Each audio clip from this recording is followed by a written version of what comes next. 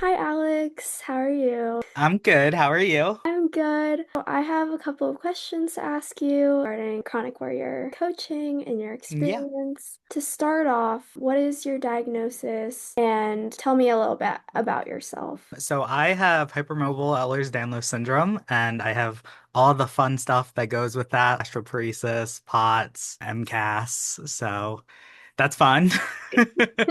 So that is my main diagnosis I have for my physical health. And then I'm also neurodivergent as well. So that's a big part of my identity. I guess a little about me is I'm 24. I currently live in Delaware and I am studying to be a teacher, elementary school specifically. Awesome. What is one thing you wish people understood about your condition? Oh gosh, there's a lot of things, but I would say maybe one thing is I wish people understood is that it can fluctuate. Hmm. Is that some days, I feeling a little bit better than other days and I can do some more. And then there's other days where I really don't feel good and there's stuff that I can't do. And it doesn't mean that I don't have the conditions that I have. It just some days are better than others. And I wish people were able to understand you still have that, even if you're able to do a little more some days over others. For sure. I feel Mhm. like people don't understand that for me either, because sometimes I can see better than other times, or on a gloomy day, it may be worse for me. Yep, So it's kind of the same thing. And for sure. I totally understand that. I think people should be aware of your abilities and also the things that you're unable to do. For sure. What has your illness taught you about yourself?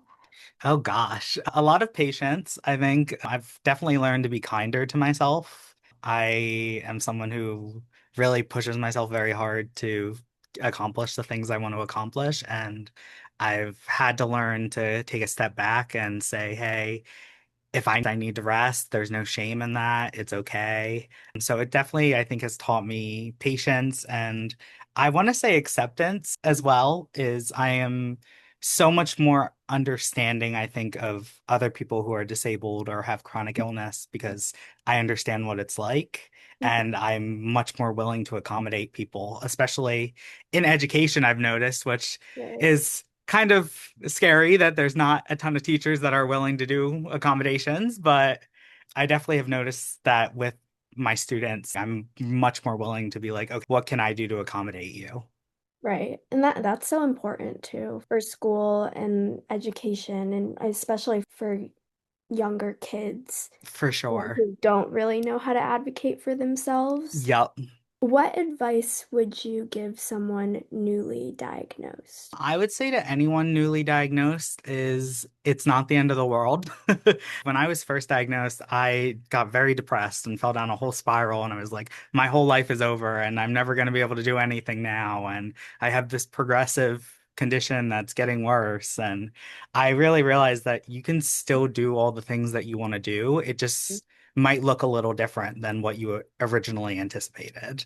And my future looks a little bit different now, but I'm still becoming a teacher. I'm still doing everything I want to do and still following my dreams. But just know that it's not over your life. You can still have so much happiness and joy being disabled or chronically ill.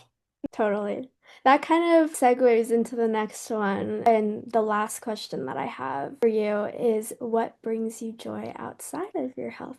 A lot of things bring me joy. I would say the biggest thing is my family is definitely I love my nephews and my niece. They are my entire world. I don't want kids, but I absolutely adore them. I also love being able to give them back at the end of the day.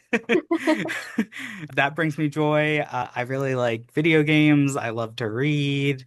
I'm a big Harry Styles fan, so that brings me a lot of joy as well. Awesome. Is there anything else that you would like to add? Any of your favorite moments or favorite things about being a part of the community? Definitely use your community. There's so many people that you can connect with and become close friends with. I met my best friend through a chronic illness Discord, and it is just such a great way to meet people who understand you, and it will make you feel so much less alone.